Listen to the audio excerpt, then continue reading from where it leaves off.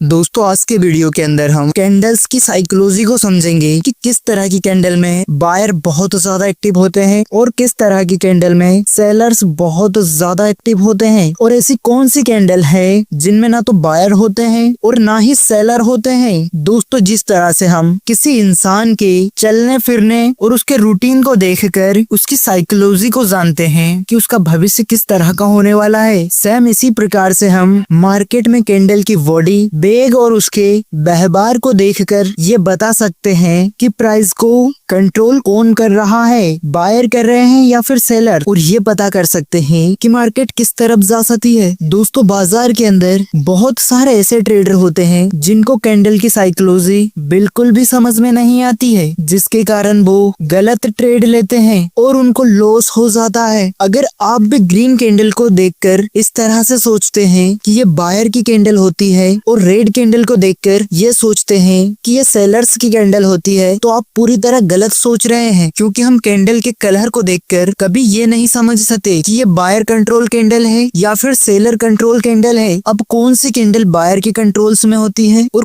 कौन सी candle sellers के control में होती है। तो दोस्तों ये वीडियो बहुत ही ज्यादा नॉलेज वाली होने वाली है। अगर आप सभी इस वीडियो को पूरी तरह ध्यान से देखते हुए लास्ट तक देख लेते हैं तब आप इस वीडियो से बहुत कुछ एडवांस लेवल में सीख कर जाने वाले हैं। तो दोस्तों आप वीडियो को लाइक जरूर कर दीजिएगा और आप चैनल पर नए आए हो तो सब्सक्राइब जरूर कर देना। दोस्तों सबसे पहले मैं आप लोगों का एक बेसिक डाउट जो होता है वो क्लियर करना चाहूंगा। जब भी कोई कैंडल बनती है, चाहे वो रेड हो या फिर ग्रीन हो, वहाँ पर बाइंग भी होती है और सेलिंग भी होती है। जैसे आप मान लो यहाँ पर एक ग्रीन कैंडल बनते हुए दिख रही है। अब इस कैंडल के बनने के बाद बहुत सारे सेलर अपने एनालिसिस के हिसाब से सेलिंग कर रहे होंगे और बहुत सारे बायर अपने एनालिसिस के हिसाब से बाइंग कर रहे होंगे। अब इस कैंडल के बनते टाइम यहाँ पर सेलिंग भी हो रही है और बाइंग भी हो रही है। अब ये कैंडल यहाँ पर पूरी तरह बन चुकी है, जो कि एक ग्रीन कैंडल बन चुकी है। अब बहुत सारे लोग जिनको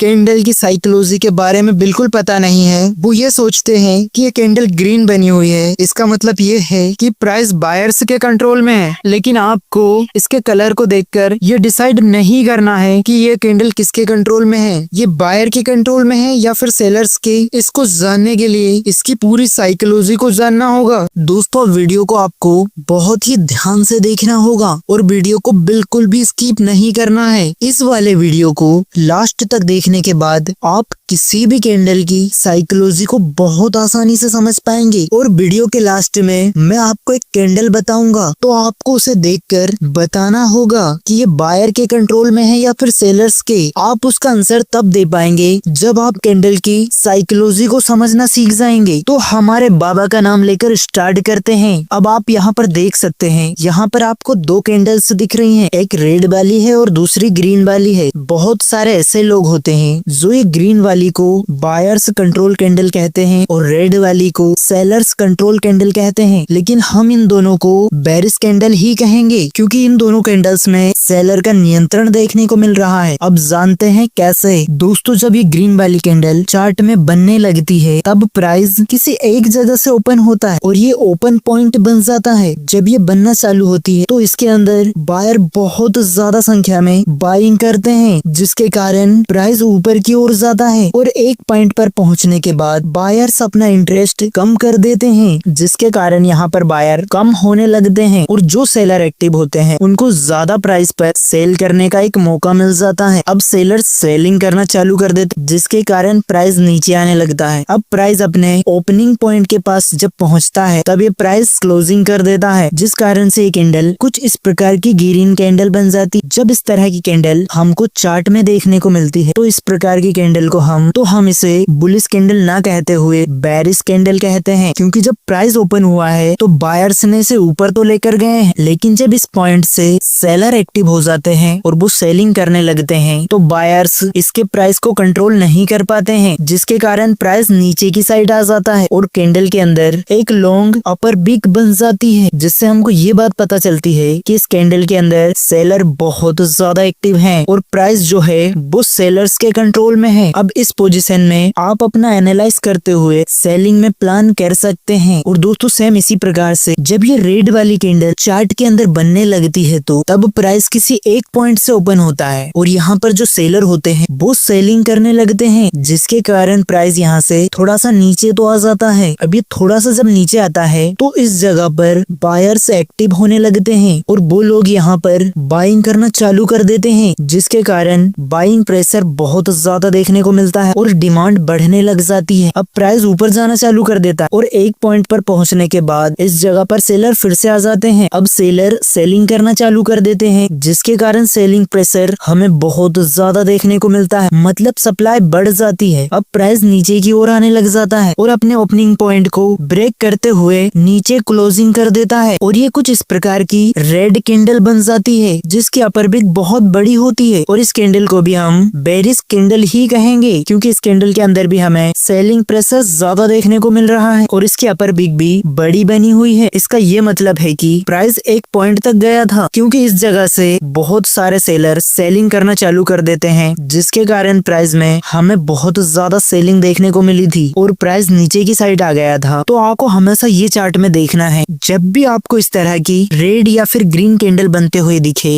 जिनकी अपर बिग बॉडी के मुकाबले ज्यादा बड़ी हो, वहाँ पर आपको ये समझना है कि यहाँ पर प्राइस में सेलर्स ज्यादा एक्टिव हैं। अब दूसरे टाइप की कैंडल को समझते हैं। दोस्तों दूसरे टाइप की जो कैंडल होती है वो कुछ इस प्रकार की होती हैं। इन कैंडल्स को हम हैमर कैंडल या फिर पिन बार कैंडल भी कहते हैं। अब इन दोनों कैंडल्स को हम हैमर कैंडल इसलिए कहते हैं क्योंकि ये दोनों कैंडल्स देखने में बिल्कुल हथौड़े की तरह होती है। इनकी जो लोअर बिग होती है वो बहुत ज्यादा बड़ी होती है और इनको हम बुलिश कैंडल कहते हैं। जब इस तरह की कैंडल्स मार्केट के अंदर बनती है तो तब प्राइस बायर्स के कंट्रोल में रहता है। अब हम इस चीज को जानते हैं कि ये दोनों कैंडल्स चार्ट के अंदर जनरेट कैसे होती है और इनकी साइकोलॉजी किस तरह की रहती है। दोस्तों जब ये ग्रीन कैंडल चार्ट के अंदर बनने लगती है तब प्राइस किसी एक पॉइंट से ओपन होता है। जब प्राइस इस जगह से ओपन हो जाता है तब बहुत सारे सेलर्स यहाँ से सेलिंग करना चालू कर देते हैं, जिसके कारण प्राइस नीचे जाने लग जाता है। अब प्राइस नीचे आने पर एक पॉइंट पर पहुंच जाता है।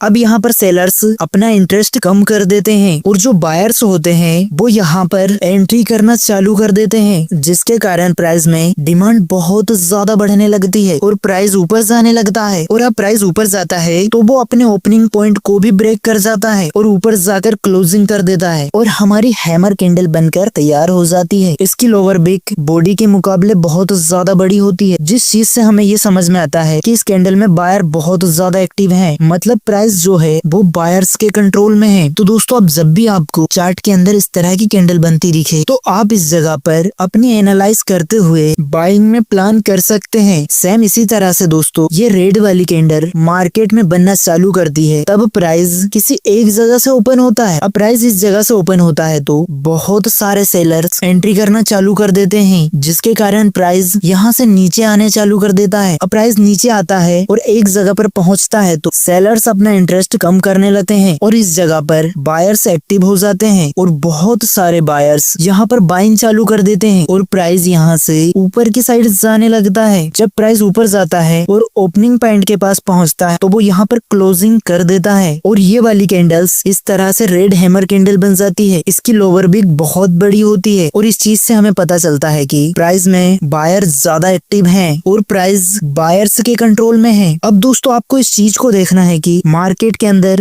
जब भी इस तरह की कैंडल बनते दिखे, चाहे वो कैंडल रेड हो या फिर ग्रीन, उसकी लोअर बिग उसकी बॉडी के मुकाबले ज्यादा बड़ी हो, तब आपको ये समझना है कि इस टाइम पर प्राइस में बाइंग प्रेशर बहुत ज्यादा है और प्राइस बायर्स के कंट्रोल में है। इस स्थिति में दोस्तों आप अपनी एनालाइज करते हुए बाय साइड में प्लान कर सकते हैं। अब चलो दोस्तों हम तीसरे टाइप की कैंडल्स को समझते हैं। तीसरे टाइप की कैंडल हमें कुछ इस तरह से देखने को मिलती है। इनमें जो कैंडल की बॉडी होती है वो कैंडल्स की अपर बिग के लगभग बराबर होती है। इस तरह की कैंडल चार्ट के अंदर रेड या ग्रीन किसी भी तरह की हो सकती है। ये कैंडल चार्ट के अंदर अगर ग्रीन की बनती है तब हमें ये समझ में आता है कि इस टाइम पर प्राइस न्यूट्रल है, मतलब प्राइस ना तो बायर्स के कंट्रोल में है और ना ही सेलर्स के। लेकिन चार्ट के अंदर यही वाली कैंडल रेड कलर की बनती है तब हमें ये पता चलता है कि प्राइस जो है वो सेलर्स के कंट्रोल में है। अब हम ये देखते हैं कि ये दोनों कैंडल्स चार्ट में किस तरह से बनती है और और इनकी साइकोलॉजी किस तरह की होती है। दोस्तों जब ये ग्रीन कैंडल चार्ट के अंदर बनती है तब इसका प्राइस किसी एक जगह से ओपन होता है और इस जगह से बायर्स बहुत ज्यादा एक्टिव होते हैं, जिसके कारण प्राइस ऊपर की साइड जाने लगता है। जब ये प्राइस ऊपर जाते हुए किसी एक जगह पर पहुंचता है तब इस जगह पर सेलर्स एक्टिव होते हैं और इस जगह पर बहुत ज्यादा सेलर एंट्री करना चालू कर देते हैं, जिसके कारण प्राइस में सप्लाई ज्यादा बढ़ने लगती है और प्राइस नीचे आना चालू कर देता है। अब प्राइस नीचे आता है तो बायर्स इनको ज्यादा नीचे नहीं आने देते और प्राइस आधे पर आकर क्लोजिंग दे देता है। तो ये कैंडल कुछ इस तरह से बन जाती है, जिसकी अपर बिग कैंडल्स की बॉडी के बराबर होती है और इस कैंडल की लोअर बिग बिल्कुल नहीं होती है। जब ये कैंडल चार्ट के अंदर बनती है तो हमको ये चीज पता चलती है कि प्राइस ना तो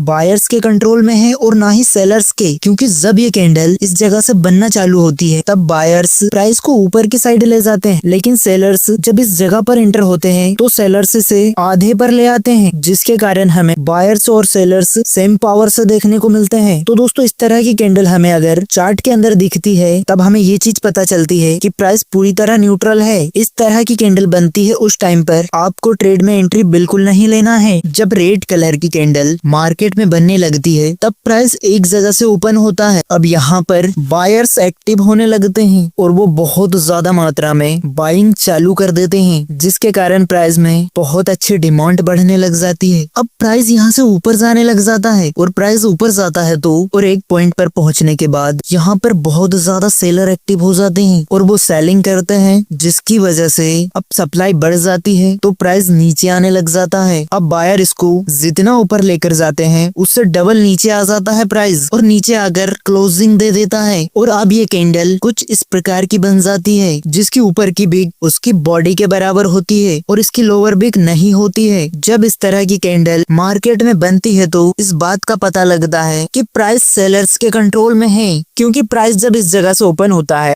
तब बायर इसको ऊपर लेकर जाते हैं, लेकिन जब सेलर इस जगह से एंट्री मारते हैं अब बायर जिसको जितना ऊपर लेकर जाते हैं सेलर्स उससे 2 गुना नीचे ले आते हैं। इस बात से हमें पता चल जाता है कि सेलर्स यहाँ पर ज्यादा एक्टिव हैं। अब इस जगह पर आप अपनी एनालाइज करके सेलिंग का ट्रेड प्लान कर सकते हैं। दोस्तों मैं इस बात की उम्मीद करता हूँ कि आपको कैंडलस्टिक पैटर्न बहुत अच्छे से समझ में आ रहा होगा और आपको वीडियो अच्छी लग रही है तो वीडियो को लाइक करते हुए चैनल को सब्सक्राइब जरूर कर दीजिए। अब दोस्तों नेक्स्ट टाइप की कैंडल जो हमको चार्ट में दिखती है वो कुछ इस प्रकार की होती है, जिसको हम मारुबुजो कैंडल कहते हैं। मार्केट के अंदर ये ग्रीन या फिर रेड किसी भी कलर की बन सकती है। चार्ट के अंदर हमें ये ग्रीन वाली कैंडल बनते हुए दिखती है तो इस बात का पता चलता है कि प्राइस बायर्स के कंट्रोल में है और मार्केट के अंदर अगर ये रेड वाली कैंडल हमें दिखाई देती है तो इस बात का पता चलता है कि प्राइस सेलर्स के कंट्रोल में है। अब दोस्तों इन दोनों की हम साइकोलॉजी को समझते हैं और इस बात को जानते हैं कि ये कैंडल्स चार्ट के अंदर कैसे बनती है। दोस्तों जब ये ग्रीन वाली कैंडल्स मार्केट में बनने लगती है तब प्राइस एक जगह से ओपन होता है और इस पॉइंट से बायर्स बहुत ज्यादा एक्टिव हो जाते हैं और इस जगह से बहुत ज्यादा बायर बाइंग करते हैं, जिसके कारण प्राइस बढ़ने लग जाता है। इस टाइम पर सेलर्स बहुत कम एक्टिव होते हैं और बहुत कम लोग सेलिंग करते हैं, जिसके कारण हमें सेलिंग प्रेशर देखने को नहीं मिलता है। जब प्राइस ऊपर की ओर जाता है और एक पॉइंट पर पहुंच जाता है तब प्राइस क्लोजिंग दे देता है और ये इस प्रकार से ग्रीन कैंडल बन जाती है। इस तरह की कैंडल में ना तो इसकी अपर बिग होती है और ना ही इसकी लोअर बिग होती है। ये एक स्ट्रॉन्ग ग्रीन कैंडल होती है जो कि पूरी तरह बायर्स के कंट्रोल में होती है और इस कैंडल को बायर्स ही जनरेट करते हैं। मतलब जब ये कैंडल मार्केट के अंदर बनती है तो हमें इस बात का पता चलता है कि प्राइस बायर्स के कंट्रोल में है। अब इस टाइम पर आप अपनी खुद की एनालिसिस करते हुए बाइंग साइड में ट्रेड प्लान कर सकते हैं। सेम इसी तरह से ये रेड वाली मारुबुजो कैंडल मार्केट में एक जगह से ओपन होने लगती है तब यहाँ से सेलर्स बहुत ज्यादा मात्रा में सेलिंग करना चालू कर देते हैं। इसके कारण प्राइस में बहुत ज्यादा सप्लाई बढ़ जाती और प्राइस नीचे जाने लग जाता है। जिस टाइम पर प्राइस नीचे जा रहा होता है उस टाइम पर बहुत कम बायर एंट्री करते हैं, जिससे बाइंग प्रेशर बिल्कुल नहीं देखने को मिलता। अब प्राइस नीचे आकर एक पॉइंट पर पहुंचता है तो प्राइस यहाँ पर क्लोजिंग दे देता है। तो ये रेड वाली मारुबुजो कैंडल पूरी तरह जनरेट हो जाती है। अब इसकी ना तो अपर बीक है और ना ही लोअर बीक है। जब इस प्रकार की कैंडल मार्केट में बनती है तो हमें ये पता चलता है कि सेलर बहुत ज्यादा एक्टिव हैं और प्राइस सेलर्स के कंट्रोल में। अब दोस्तों नेक्स्ट टाइप की कैंडल को समझते हैं। दोस्तों हमें चार्ट के अंदर कुछ इस प्रकार की कैंडल्स देखने को मिलती है जिनको स्पिनिंग टॉप कैंडल कहा जाता है। ये वाली रेड या ग्रीन किसी भी कलर की हो सकती है। जब मार्केट में इस तरह की कैंडल बनती है तो हमें इस बात का पता चलता है कि मार्केट अभी न्यूट्रल है, मतलब ना तो ज्यादा सेलर एक्टिव है और ना ही वायर्स एक्टिव हैं। तो चलो दोस्तों इन दोनों की साइकोलॉजी को समझते हैं। दोस्तों जब ये ग्रीन वाली स्पिनिंग टॉप कैंडल्स मार्केट में बनने लगती है तब प्राइस किसी एक जगह से ओपन होता है। तब यहाँ पर बहुत ज्यादा सेलर सेलिंग करते हैं जिसके कारण यहाँ पर सप्लाई बढ़ जाती है और प्राइस नीचे आना चालू कर देता है। जब प्राइस नीचे आता है और किसी एक जगह पर पहुंच जाता है तब इस जगह पर बायर एक्टिव होकर वो बाइंग करना चालू कर देते हैं जिसके कारण प्राइस में हमें बाइंग का प्रेशर देखने को मिलता है और कैंडल ऊपर जाना चालू कर देती है। जब प्राइस थोड़ा ऊपर जाता है और एक पॉइंट पर पहुंच जाता है तब इस जगह से सेलर्स फिर से सेलिंग करना चालू कर देते हैं। फिर से हमें सेलिंग प्रेशर देखने को मिलता है और कैंडल नीचे आना चालू कर देती है। जब ये नीचे आती है तो इसमें बायर भी बाइंग कर रहे होते हैं जिसके कारण बायर्स इस प्राइस को ज्यादा नीचे नहीं आने देते और प्राइस इस जगह पर आकर क्लोजिंग दे देता है और हमारी ये ग्रीन स्पैनिंग टॉप कैंडल्स बन जाती है। जब ये वाली कैंडल चार्ट में बनती है तब हमें इस बात का पता चलता है कि इस टाइम पर प्राइस ना तो बायर्स के कंट्रोल में और ना ही सेलर्स के कंट्रोल में है, क्योंकि इस जगह पर हमें बायर और सेलर की सेम ताकत देखने को मिल रही है क्योंकि इस कैंडल की अपर और लोअर बिग सेम है। अब दोस्तों सेम इसी तरह ये रेड वाली कैंडल मार्केट में बनने लगती है तब प्राइस एक जगह से ओपन होता है। तब इस जगह पर बायर बहुत ज्यादा एक्टिव हो जाते हैं और वो बाइंग करना चालू कर देते हैं जिसके कारण प्राइस ऊपर जाता है। अब प्राइस ऊपर जाकर एक पॉइंट पर पहुंचता है तो इस जगह पर सेलर एक्टिव हो जाते हैं। अब वो बहुत ज्यादा मात्रा में सेलिंग करना चालू कर देते हैं जिसके कारण सप्लाई बढ़ जाती है। अब प्राइस नीचे की साइड जाने लग जाता है और ये नीचे जाता है तो ये अपने ओपनिंग पॉइंट को ब्रेक करते हुए और नीचे चला जाता है। अभी एक पॉइंट पर पहुंच जाता है तो बायर्स यहाँ पर फिर से एक्टिव हो जाते हैं और बहुत सारी मात्रा में बाइंग करना चालू कर देते हैं। अब प्राइस में डिमांड बढ़ना चालू हो जाती है जिसके कारण कैंडल वापस ऊपर जाने लगती है। अब ये थोड़ा सा ऊपर जाता है तो इस जगह पर सेलर भी सेलिंग कर रहे होते हैं जिसके कारण प्राइस यहाँ पर क्लोजिंग दे देता है। और दोस्तों ये रेड वाली स्पिनिंग टॉप कैंडल पूरी तरह जनरेट हो जाती है। इस कैंडल की अपर और लोअर बीक की जो लंबाई है वो लगभग सेम होती है और इसकी बॉडी छोटी होती है। जब ये दोनों कैंडल चार्ट में जनरेट होती है तो हमें इस बात का पता चल जाता है कि इस टाइम पर प्राइस ना तो सेलर के कंट्रोल में है और ना ही बायर्स के कंट्रोल में है। और दोस्तों ये दोनों कैंडल्स मेरी बहुत ज्यादा फेवरेट कैंडल है। मुझे जब भी ये मौका मिलता है, ये कैंडल जब भी मार्केट में बनते दिखती है, मैं ट्रेडिंग करता हूँ और बहुत अच्छा प्रॉफिट निकालता हूँ। इन दोनों कैंडल्स को ट्रेड करने का बहुत अच्छा तरीका है। अब दोस्तों हम नेक्स्ट प्रकार की कैंडल को समझते हैं। अब दोस्तों ये कैंडल जो होती है वो आपको देखने में कुछ इस प्रकार की दिखेंगी। इन कैंडल्स के अंदर जो अपर और लोअर विक होती है वो बहुत छोटी होती है। ये कैंडल मार्केट के अंदर रेड या फिर ग्रीन किसी भी कलर की बन सकती है। जब ये ग्रीन वाली कैंडल मार्केट में बनती है तब हमें इस बात का पता चलता है कि मार्केट में बायर्स एक्टिव हैं लेकिन बहुत ज्यादा मात्रा में नहीं है। सेम इसी प्रकार से जब रेड वाली बनती है तो सेलर्स एक्टिव तो है लेकिन बहुत ज्यादा मात्रा में नहीं है। चलो इनकी साइकोलॉजी को समझते हैं। अब दोस्तों ये ग्रीन वाली कैंडल मार्केट में बनने लगती है तो प्राइस एक जगह से ओपन होता है। अब प्राइस ओपन होता है तो यहाँ पर सेलर्स एक्टिव हो जाते हैं। बहुत सारे सेलर्स